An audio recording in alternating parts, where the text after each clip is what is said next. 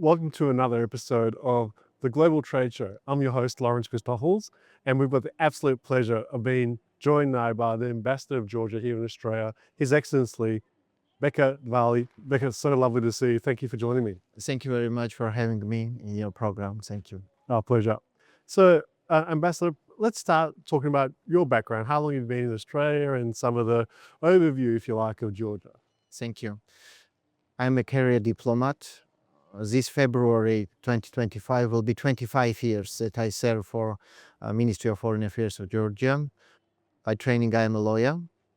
And throughout my diplomatic career, my foreign postings included Washington, D.C., and then United States, and then United Kingdom, London, where I was deputy head of mission.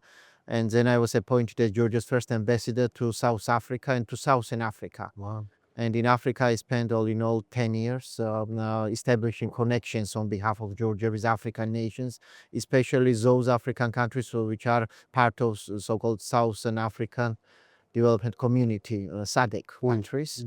And 2 years ago, January 23, I arrived here in Australia, which is my greatest privilege. And from Canberra, I also cover New Zealand, Fiji, and some other Pacific Island countries. Wonderful. So you've had so much experience. I must ask, how does Australia compare to some of those other massive markets and such diversity? Australia is a fascinating country. Continent itself is a huge and very interesting multicultural society.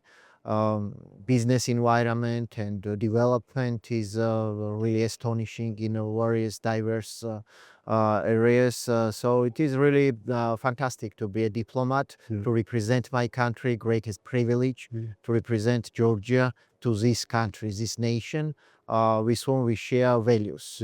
We have value-based relations with Australia, and on many issues of domestic policies or some international approaches, we have very similar standing. Yeah.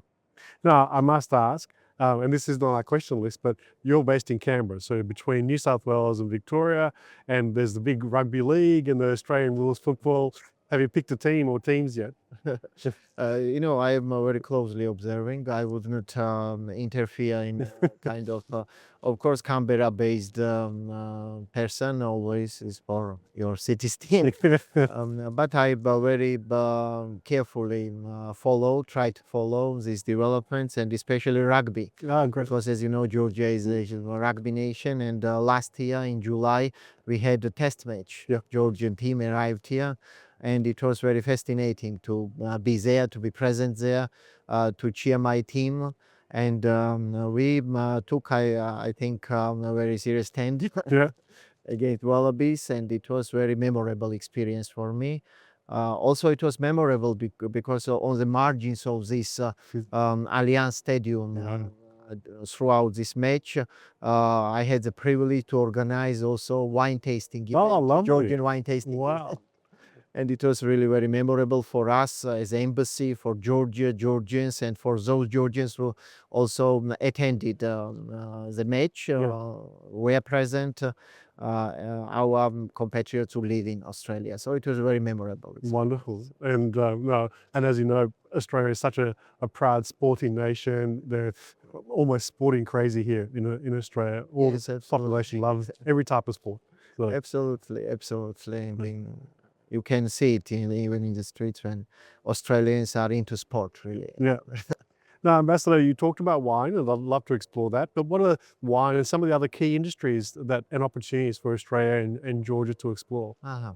Well, firstly, I cannot but reflect that Georgia is a country and a nation which has centuries, if not millennia-old history and cultural heritage, historical heritage, and history of statehood. Georgia historically was a kingdom. And a very difficult and very challenging region between East and West, North and South. And throughout centuries, we had to interact with a lot of empires Yes. to balance those things and to survive with our own very distinct identity, distinct culture, and a multicultural society, with also Christianity being one of the like a core values, Christian values being one of the core, at the core of our society. And in 1991, Georgia restored its independence from Soviet Union when Soviet Union collapsed, and this was a moment when we started to develop our democracy and market economy.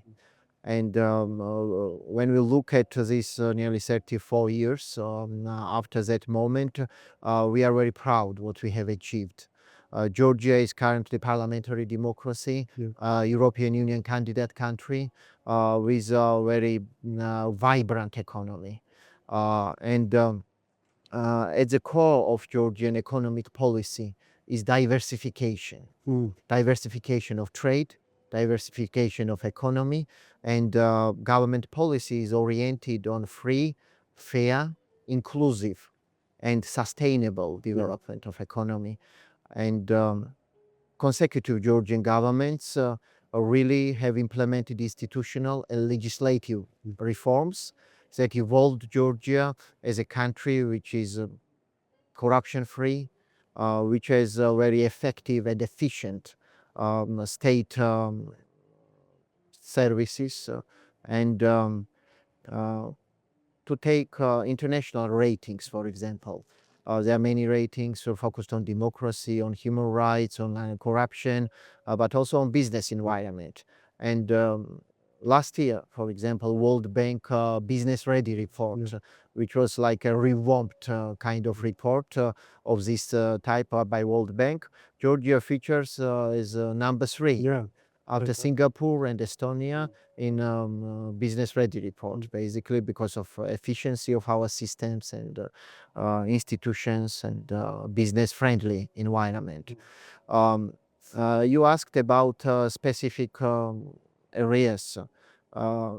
Again, to mention that we are very much focused on diversification because this is where we see strengths of our country.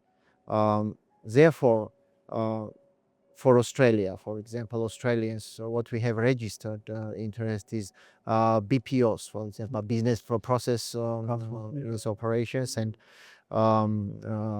also information technologies, real estate, hospitality, business, and I think there are many untapped opportunities also in minerals, how to develop these resources, sources of minerals, because this is an area where Australia has huge experience. And we have evolved a very good partnership last year with Australian Export Council. We even organized some meetings, interactions with businesses who were looking at Georgia or already involved in Georgia. And what I registered is there were some Australian businesses which are already in Georgia in hospitality business, in services, because one of the assets Georgia has very highly educated population and a high literacy rate, and professionals in different sectors of services like architecture, for example. And there are a couple of companies here in Australia who do outsourcing also for this type of services from Georgia. So this is in a nutshell what we can say about this potential interest, the areas where Australians can look at Georgia. Wonderful. But of course, generally, as I said, to balance off geopolitical risks that some Australians or foreigners may see in Georgia, because we are not placed in very easy environment, therefore, Georgian government and Georgia as a country had to do much more always than any other countries, for example, which have more comfortable geopolitical locations. So we had to outperform in a way. And I think to a certain extent we managed it. So, and currently, when you look at Georgia, we evolved as a nation, as a country, as economy, which is a hub for doing business, connecting bigger Caspian region and Europe. Yeah. And together with some of our neighbors like Azerbaijan and Turkey, from the inception of our independence, we started to develop our region, South Caucasus, and this area between Caspian and Black Sea as a connector between bigger regions.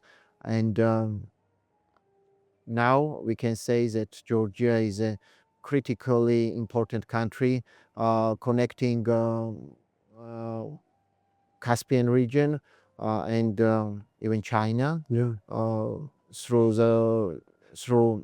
Caspian Seas and Azerbaijan, Georgia, Turkey, or Black Sea to Europe. Yeah. And we have developed pipelines, oil pipelines, gas pipelines, and even railway, which actually already has delivered some goods running from Central Asia and China.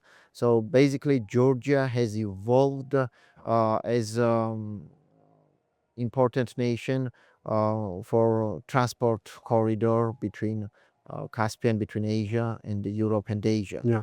And one of the latest initiatives, for example, that is under development now is Black Sea submarine electricity cable. Wonderful, right.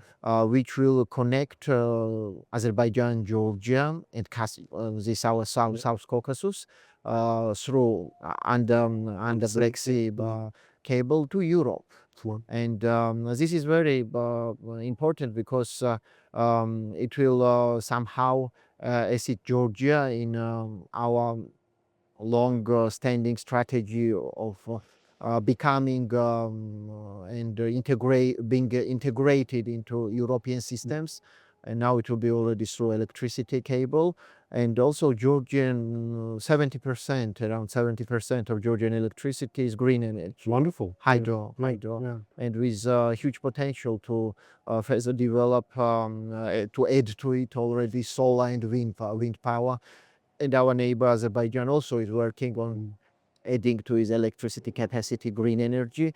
So basically it also fits into European energy policies to add on more energy supply. And nowadays, when in our part of the region with Russian continued aggression against Ukraine, when this energy security is really one of the topical areas, not only in the region, in Europe, in Asia, everywhere. So when Georgia managed together with its partners to maintain peace on our territory and maintain business-friendly environment, it is really very fascinating. And it also adds reliability to our credit to our countries that despite these geopolitical odds, we managed to maintain this stability and a huge, actually very considerable and fascinating GDP growth. Like immediately after COVID year in 21, for example, 2021, Georgia had a very exceptional growth of 10.6%. Wow. And in 2022, we had 11% growth. Great growth. And then 23, it was 7.5% growth. And just on 31st of January this year, we had estimate for 2024, and it is 9.5%. So it's going back up again, Yes, and it's really fascinating. And according to World Bank IMF forecast, even up to 2029, we shall have one of the highest growths in the region and globally, worldwide. So this is really promising for us, and this is what we offer to everybody, to Australian businesses also. If you are Australian and in this part of the world having your operations, Australia itself is huge, huge hub itself, you know, for the region, and everybody knows that Australia's priority lie in the immediate region in Southeast Asia. But in today's world, the globalized world, the global world, you know, I think that everybody tries to look beyond our usual neighborhoods and to diversify also So in this context, Georgia really is very attractive because we are hub in the region. When you look at Georgia as a business destination, you shouldn't only look Georgia per se, only Georgia with the 3.7 or 9 million population. But Georgia also, as I said, is hub and has arrangements, free trade arrangements, for example, with the European Union, with China, with CIS countries, with the FTA countries, and with many other countries also. And there are some other free trade arrangements also under development. And we are looking at several billion markets, when you are as Australian and when you want to operate, for example, in be it European markets or Asian markets or Greater Middle East, Georgia is one of the safest places, which offers many incentives. As I said, stability, predictability, and also one of the most convenient and least burdensome tax system. I think Georgia was named last year third least tax burden zone. Yes. We have only 6 taxes, very predictable taxes, like corporate tax, for example, in Georgia is 15%. Wonderful. And personal income tax is 20%, VAT 18%, property tax around 1%. And we have also import tax with 0%, 5%, or 12% tariffs, depending on which country you're talking about, and excise tax also, and currency conversion and repatriation is also very easy and free. There are no restrictions, basically. There are no wealth tax, no inheritance tax. So it's really very friendly environment, very efficient institutions, no red tape, and also to do even more, to offer even more incentives. We have established free trade zones in Georgia. And those free trade zones are in Tbilisi, our capital, in one of the port cities, Poti, and one of the second largest city, Kutaisi.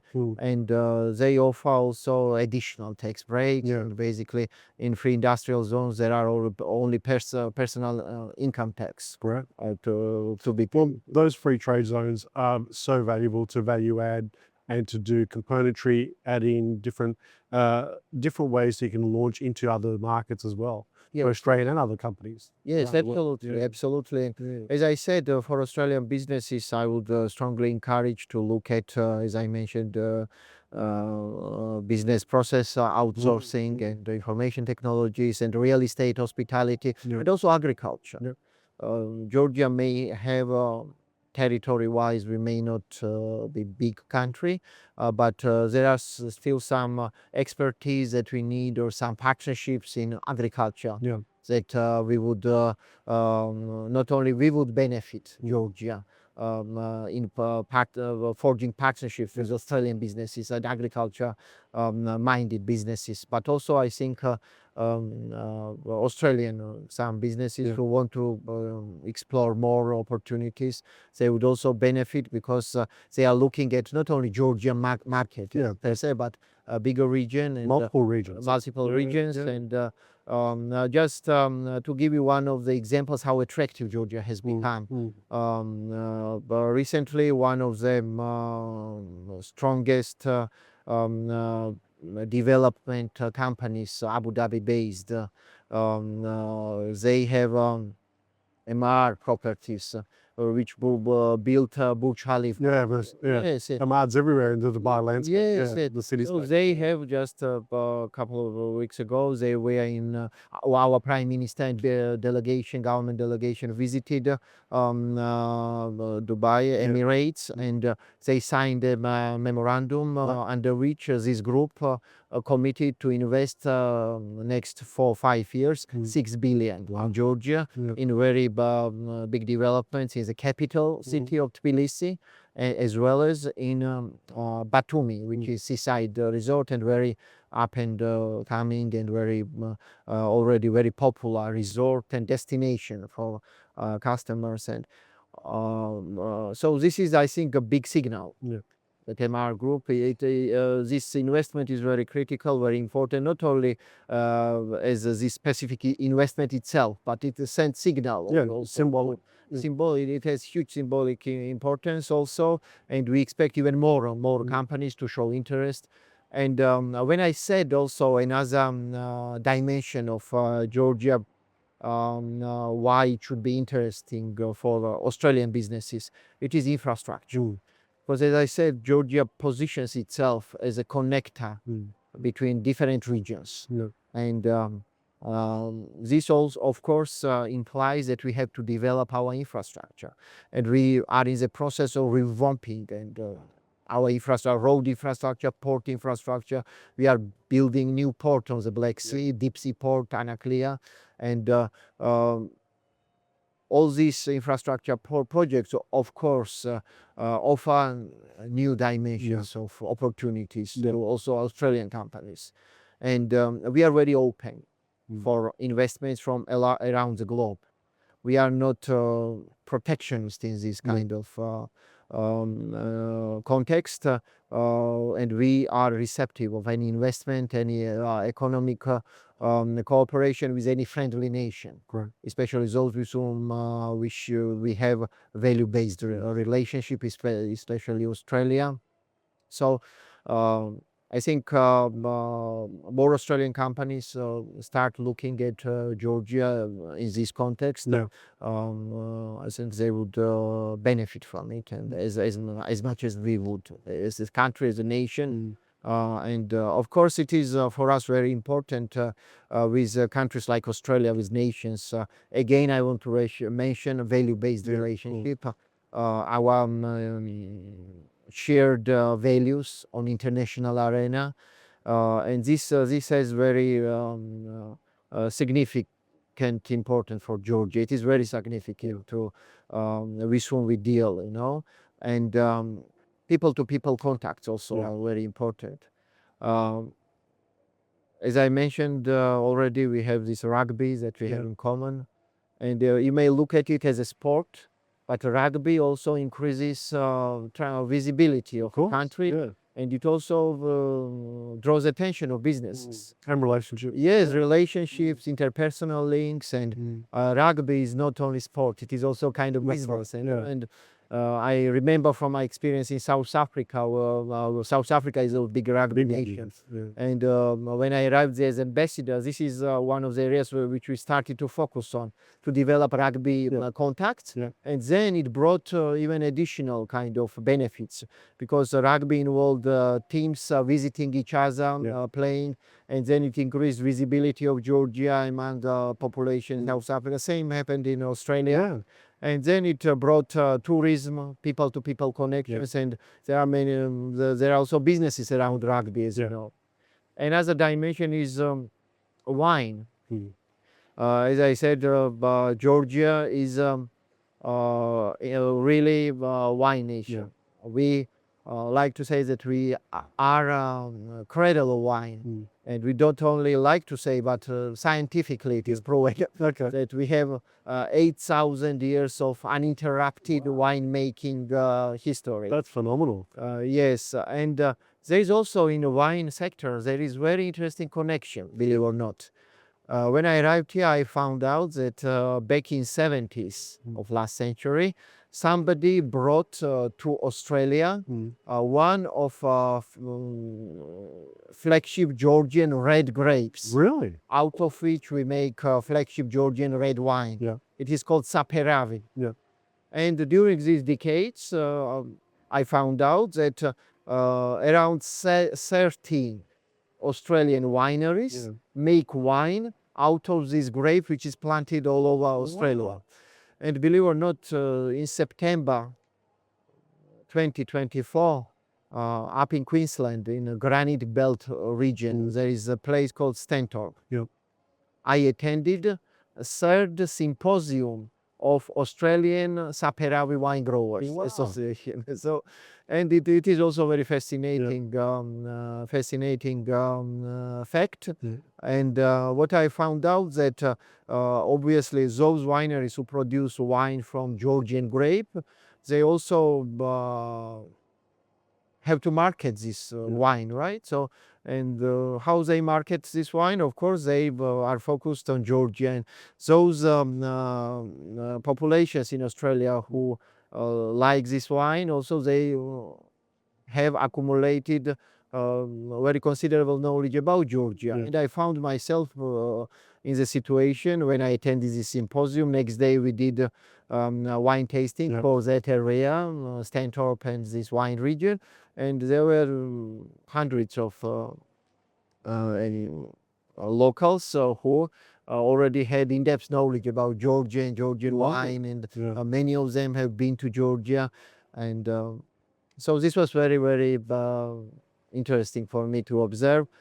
And since my arrival in Australia, I also registered another interesting fact: how many Australians have already visited Georgia. This is really fascinating because Australians are very good travelers. They like to travel to explore new regions, and many of them ended up in Georgia. And last year, to forge these people-to-people contacts and awareness about Georgia, which I believe ultimately also serves to business-to-business interactions.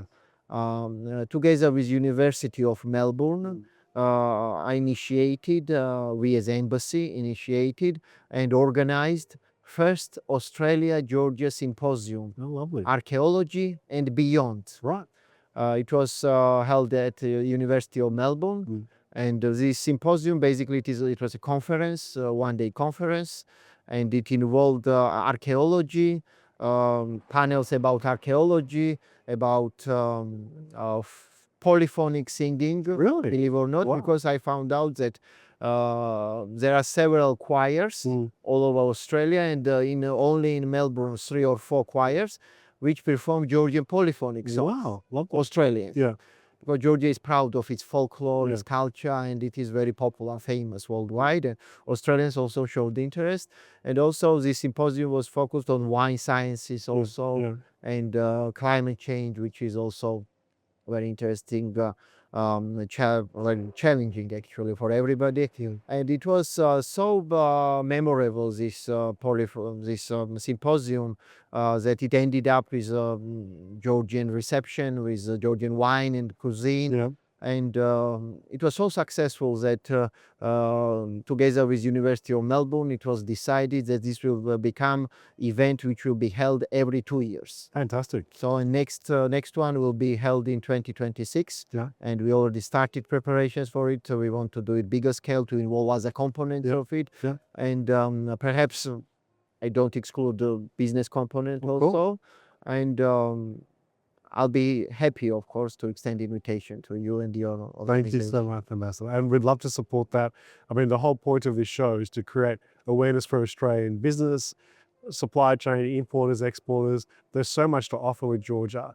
And what we want to do is, by having this discussion with you, is to showcase to the audience here in Australia that, as you said earlier, you have to diversify your markets, be aware of the new opportunities. The strategic location and the ease of doing business is very, very appealing, very attractive. So Australian companies now, we've just coming to 2025, there's a whole range of trade disruptions, and that creates an opportunity for Australian companies to look beyond the traditional markets into more emerging markets as well. Yes, absolutely. And I, as ambassador of Georgia and my embassy in Canberra, we are very accessible to any businessman, any company, those who are interested in doing business in Georgia. We are very open. We have plans also to perhaps in a year or two to facilitate visit of some organized visit to Georgia of some businesses we try to pinpoint those who are interested and hands on such issues. And we as embassy as well as our government, those businesses and businessmen who try to explore opportunities, they should feel comfortable that they will have very reliable partners on our side, without any delays or any red tapes. It will be very efficient process, I promise. And I look forward to this. Absolutely. Likewise, and I've already got some ideas. We should do a wine delegation from Georgia coming out to Australia. I'd love to support that. I think Australians love their wine, as do Georgians, and I think it'll be an amazing opportunity to bring that together to really showcase that. And when we talk about wine, I mentioned that we are cradle of wine, and one of the most ancient methodology of doing wine, because as I said, we have 8,000 years uninterrupted track record, and 8,000 years ago, when somebody started to make wine in Georgia, or thousands of years ago, probably there were some barrels or wooden or casks. So the first wine was made in clay amphoras. Really? Huge clay amphoras which are buried in earth. Yeah. And in Georgian language we call it kvevari. And this kvevari is in the winemaking process. This kvevari is acknowledged as UNESCO's heritage. Really? Wow. Yes. And this kvevari is stationed, for example, in the courtyard of United Nations in Geneva. And in Samazan, in front of Samazan institutions and embassies worldwide. And just recently, one of Georgian winemakers, Mr. Lado Uzunashvili, who is also Australian citizen. Right. He's wine scientist and makes wine in Georgia. He donated this kvevari to our embassy in Canberra. And yes, we now are in the process of positioning it in front of embassy as an installation, as a kind of monument. Wonderful. And we hope to do launch of it with Georgian wine tasting. And we shall try to invite. Please let us know. A very memorable occasion, and this is how you try to build up, awareness about your country, about your opportunities, especially with those nations which are not in our neighborhood, which are like Australia, distant. But I assure you, and I assure everybody who will be watching this show, that Georgia is much closer to Australia than geography suggests. Beautifully said. I really enjoyed our conversation, Ambassador. Thank you so much for spending, I know how busy you are, spending some valuable time with me on the show. It's been fascinating, that the history, the opportunities, and one of the things that I've learned is that rapid improvement of ease of doing business and the way that you've really opened Georgia up to the world over the last few decades has been incredible. So congratulations to you and the Georgian government. Welcome to Australia. I know it's a few years now, but looking forward to collaborating more and more with you while you're here in Australia. And great work you and Kate and the team are doing as well in Canberra. Thank you very much, and it's been my pleasure being part of your program. Our pleasure. Thank you so much, Ambassador. Thank you.